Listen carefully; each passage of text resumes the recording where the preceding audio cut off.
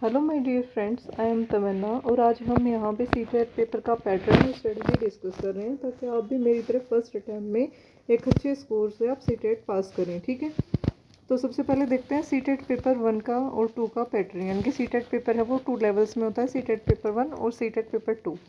ठीक है, तो जो सीटेट पेपर 1 है वो होता है जैसे कि 1 to 5th के लिए। ठीक है, 1 to 5th टीचर्स जिसको लगना है मतलब उसके लिए होता है पेपर 1। और जो 6 to 8th है वो लेवल 2 देते हैं। और जो जिसको मतलब दोनों भी दे सकते हैं आप, ऐसा कुछ नहीं कि आपको पेपर 1 ही दे सकते हैं या फिर पेपर 2। अगर आपने बीएड कर रखा है तो आप दोनों लेवल के लिए एलिजिबल हैं। ठीक है, तो आइए आज हम डिस्कस करते हैं इनके पैटर्न।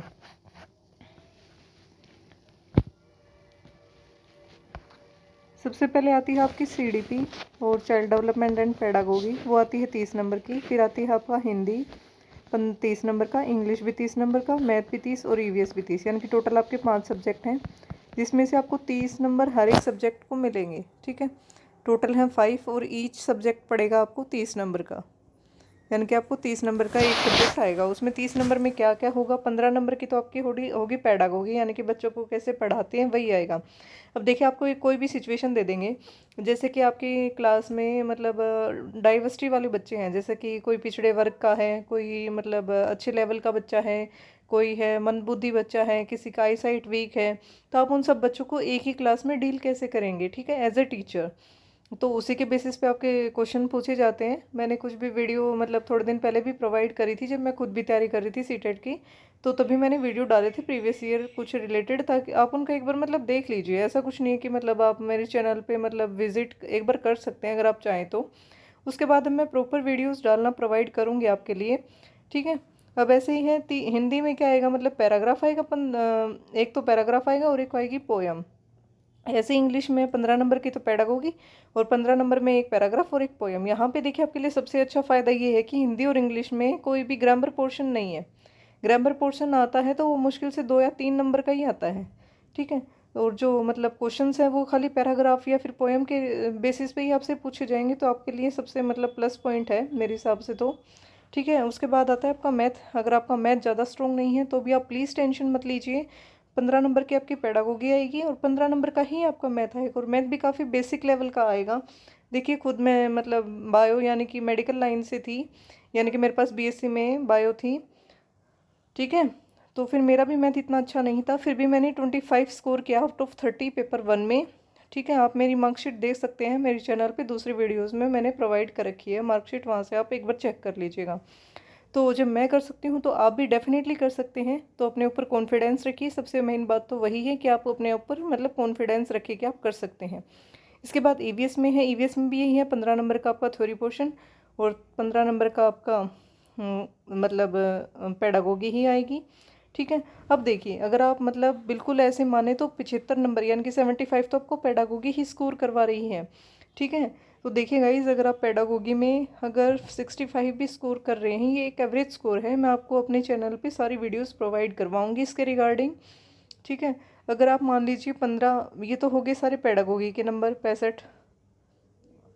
ठीक है, अब उसके बाद देखिए, आप सब्जेक्ट में 15 में से आप 10 तो स्कोर आराम से कर ही लेंगे। हिंदी में, इंग्लिश में भी मतलब अगर आपके पास हिंदी है तो उसमें 13 स्कोर हो जाता है, इंग्लिश में आप 10 स्कोर कर लीजिए। अगर आपकी इंग्लिश काफ़ी वीक है, अगर आपकी अच्छी है तो बहुत अच्छी बात है, 15 में से 10 आराम से स्कोर हो जाएंगे, क्योंकि इसमें ना तो आपका कोई ग्रामर पोर्शन आएगा, ग्रामर आएगा 2-3 नंबर की आती है, वो भी बहुत ज़्यादा मुश्किल से। तो आप आराम से पैराग्राफ के बेसिस पे आप क्वेश्चन सोल्व आराम से कर लीजिएगा, कर सकते हैं आप। मतलब एक पैराग्राफ के लिए ये है कि आप कोई भी प्रैक्टिस सेट उठाइए, जैसे कि अरिहंत का भी आता है, दिशा पब्लिकेशन के भी आता है, वट एवर यू वांट, कोई भी पब्लिकेशन उठाइए, वो डेली के एक प्रैक्टिस सेट डेफिनेटली कीजिएगा।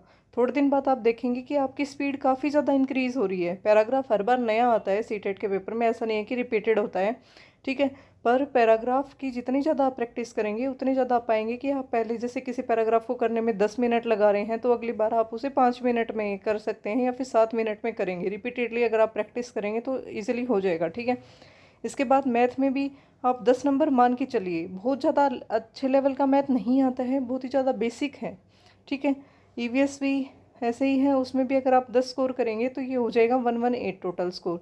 जी, मैंने 119 स्कोर करा है पेपर 1 में और 104 करा है पेपर 2 में। ये मेरा फर्स्ट अटैम्प्ट था गाइस और मैंने ये स्कोर करा है अपना। और जब मैं कर सकती हूँ तो आप लोग भी डेफिनेटली कर सकते हैं। ठीक है, तो घबराने की बिल्कुल भी ज़रूरत नहीं है। अब बात करते हैं पेपर 2 की। ठीक है, उसके बाद मैं कुछ अपनी स्ट्रेटजी और की पॉइंट्स दूंगी जिसके बेसिस पे मैंने अपना फर्स्ट अटैम्प्ट में इतना अच्छा स्कोर किया है, खास करके पेपर 1 में। ठीक है, अब देखिए यहाँ पे भी चाइल्ड डेवलपमेंट एंड पेडागोगी आती है 30 नंबर की। ये पोर्शन इधर सेम ही रहते हैं, मैथ, साइंस, हिंदी और इंग्लिश। ये है यहाँ पे आपका तीनों चारों पोर्शन सेम। ठीक है, मैथ साइंस में क्या है, यहाँ पे तो 15 नंबर की पेडागोगी आती है। यहाँ पे आपको खाली 10 नंबर की पेडागोगी मिलेगी।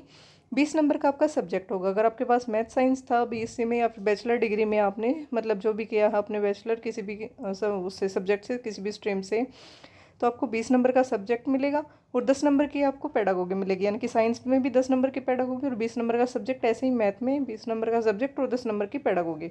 इसके बाद बात आती है एसएसटी, यानी कि एसएस वालों की, जिनका बैकग्राउंड मतलब एसएसटी वगैरह है।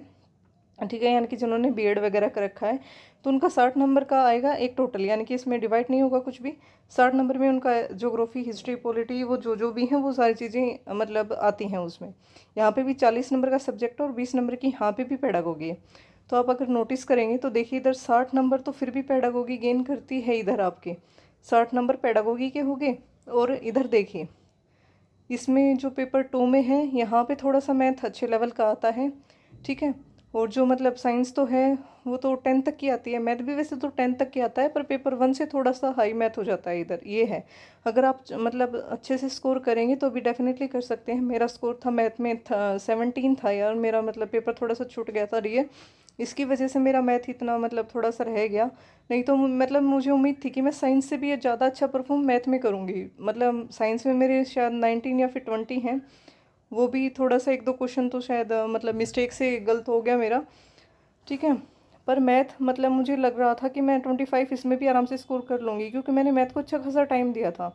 और अगर आपका मैथ वीक है तो अभी से प्रैक्टिस शुरू कीजिए डियर मैथ पे। ठीक है, जितनी ज़्यादा आप प्रैक्टिस करेंगे उतने ज़्यादा आपका मैथ बहुत अच्छा हो जाएगा। ठीक है, और यहाँ पे तो 10 नंबर की तो पेडागोगी आ रही है सीधी सीधी, 20 नंबर ही है, और 20 नंबर भी खाली 8 तक या फिर 10 तक, ज़्यादा मैक्सिमम 10th है, नहीं तो 8 तक आपका पूरा मैथ कवर हो जाता है। 8 तक का मैथ आता है खाली आपका यहाँ पे। ठीक है, अब बात करते हैं स्ट्रेटजी के बारे में। तो देखिए बच्चे, अब बात कर रहे हैं स्ट्रेटजी के डियर। ठीक है, एक मिनट रुकिए। ये है how to prepare for CTET. ये पेपर 1 और पेपर 2 दोनों के लिए है बच्चे। पेपर 1 और पेपर 2 दोनों के लिए एप्लीकेबल है ये। देखिए सबसे पहले तो आप एनसीईआरटी बुक्स मतलब बहुत अच्छे से कीजिए। 1st to 5th मतलब जो पेपर 1 देना चाह रहे हैं, या फिर 6 to 8 दो पेपर 2 देना चाह रहे हैं, और जो दोनों के प्रिपेयर कर रहे हैं वो 1st to 8th आप कर सकते हैं। ठीक है, एनसीईआरटी बुक्स बच्चे आपको इतना हेल्प करेंगी, मतलब डियर आपको बहुत ज़्यादा हेल्प करेंगी एनसीईआरटी बुक्स। ठीक है, मैंने अपनी एनसीईआरटी बुक्स मतलब बहुत अच्छे से रिवाइज़ करी हैं, 2-3 बार कम से कम उनको रिवाइज़ कीजिएगा। आप देखेंगे कि आपका मैक्सिमम पेपर एनसीईआरटी से उठा रही है, क्योंकि आपकी जो सीबीएसई है वो है सेंट्रल लेवल, मतलब सॉरी जो सीबीएसई है वो बनाती है सीटेट, और सीटेट है सेंट्रल लेवल का पेपर। और सेंट्रल लेवल में क्या आता है, एनसीईआरटी ही मस्ट है। मतलब जी अगर आप जितना भी पेपर आपके उठा के देखेंगे, खास करके आपका सब्जेक्ट स्पेसिफिक, जैसे कि आपका ईवीएस हो गया, या फिर आप मतलब मान लीजिए आपका मैथ साइंस या फिर एसएसटी है, वो तो डेफिनेटली एनसीईआरटी से ही उठाया जाता है। मैथ के भी इवन बहुत सारे क्वेश्चन आपको डायरेक्ट एनसीईआरटी के ही मिलते हैं वहाँ पे। ठीक है, तो आप एनसीईआरटी तो मस्ट पढ़िए, मस्ट है ये, मतलब बिल्कुल ही इसको आप छोड़ नहीं सकते हैं। दूसरा है आपका प्रीवियस ईयर पेपर।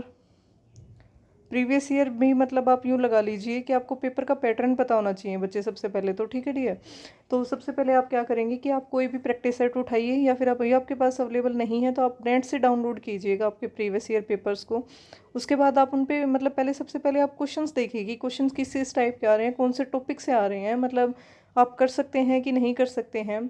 तो देखिए आप मतलब जब देखेंगे तो आपको यूँ लगेगा कि मतलब आसान है, मतलब 60-70 तो स्कोर आप मतलब ऐसे ही, अगर आपने कुछ भी नहीं पढ़ा है ना और फर्स्ट टाइम आप पेपर देख रहे हैं तो भी आप स्कोर कर पाएंगे, अगर मतलब आप एक पेपर अटैम्प्ट करके देखेंगे तो। ठीक है, ये मतलब बिल्कुल यूँ है कि जिन्होंने बिल्कुल सीटेट को कुछ भी नहीं देखा और वो सीटेट को फर्स्ट टाइम देख रहे हैं ना, तो ये एवरेज स्कोर है। मतलब काफ़ी बच्चे हैं जो मतलब आराम से इसके ऊपर भी स्कोर करेंगे, पर ये एक एवरेज स्कोर है, मतलब जिसमें ज़्यादातर बच्चे इतना ही करते हैं।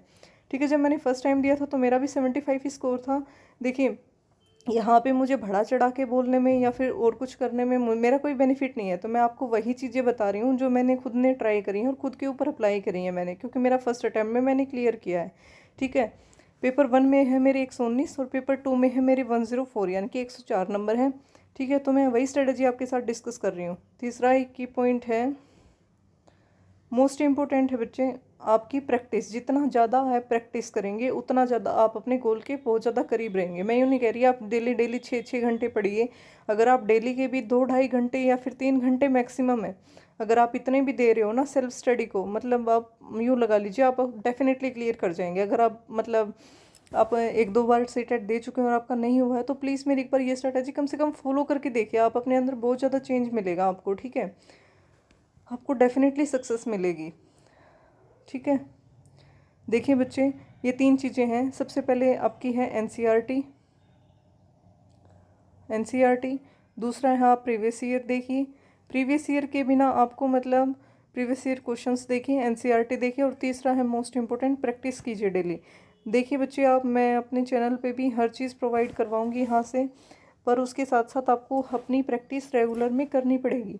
अब प्रैक्टिस मतलब सेट कौन सा लें आपकी मर्ज़ी है, चाहे आप अरिहंत का लीजिए, दिशा पब्लिकेशन का लीजिए, वट एवर यू लाइक। मतलब कि कोई सा भी पब्लिकेशन आपको पसंद आ रहा है तो वो एक लीजिए और उसमें से प्रैक्टिस करना शुरू कीजिए। पर प्रैक्टिस सेट में एक चीज़ ध्यान रखिएगा कि आप उसकी मतलब जो की है उन पे कंसंट्रेट ना कीजिएगा, क्योंकि कई कीज़ आपकी गलत दे रखी होती हैं।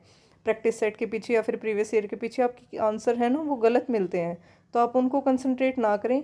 अपना जो टॉपिक है उससे रिलेटेड आप चेक करें, ठीक है।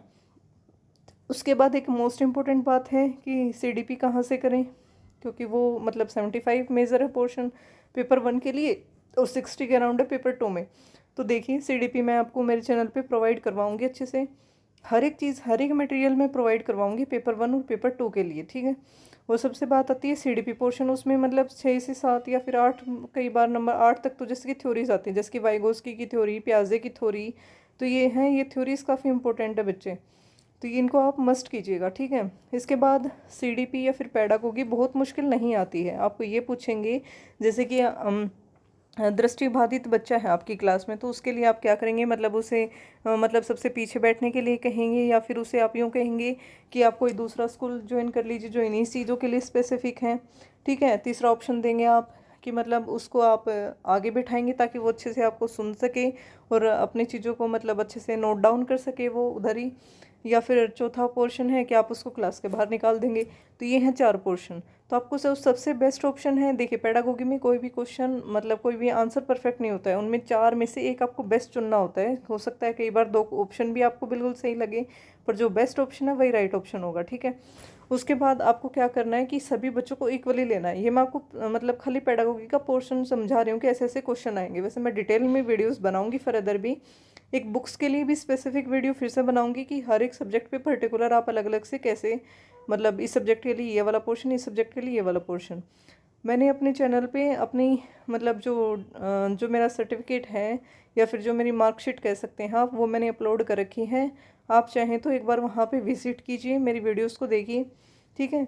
मैं प्रॉपर वीडियोस बना रही हूँ पर्टिकुलर टॉपिक्स पे, पर्टिकुलर थ्योरीज़ पे, पर्टिकुलर पेडागोगी पे भी अलग से पोर्शन कर रही हूँ। उस पर सबसे इम्पोर्टेंट है आप बच्चे प्रैक्टिस कीजिए, अपनी प्रीवियस ईयर कीजिए, प्रैक्टिस सेट कीजिए।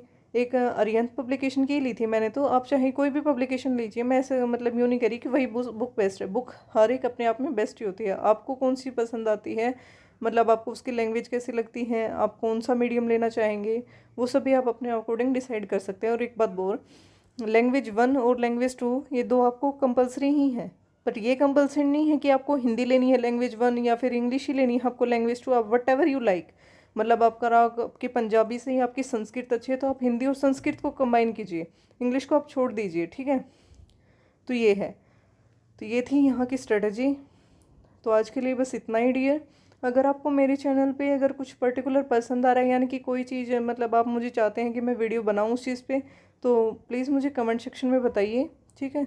मेरी वीडियोस को लाइक कीजिए, कमेंट कीजिए अगर आपको कुछ भी पूछना है, और प्लीज़ मुझे सपोर्ट कीजिए ताकि मैं अच्छी अच्छी वीडियोस आपके लिए बनाऊं। जितना ज़्यादा आप मुझे सपोर्ट करेंगे उतना अच्छा कंटेंट मैं आपके लिए मतलब मोटिवेट रहूँगी एक टाइप से। यार सबसे इम्पोर्टेंट तो ये है ना कि मैं मोटिवेटेड रहूँ, ताकि मतलब एक अच्छा कंटेंट देने के लिए भी कि आप लोग मेरी वीडियोस को पसंद कर रहे हैं, मेरे सब्सक्राइबर्स बढ़ा रहे हैं, तो उस चीज़ से मैं मोटिवेटेड होंगी। और वो प्लीज़ मेरे लिए सबसे ज़्यादा मस्ट है कि आप लोग मतलब मुझे मोटिवेट करते रहें, ठीक है। मैं आप लोगों के साथ हमेशा अवेलेबल रहूँगी।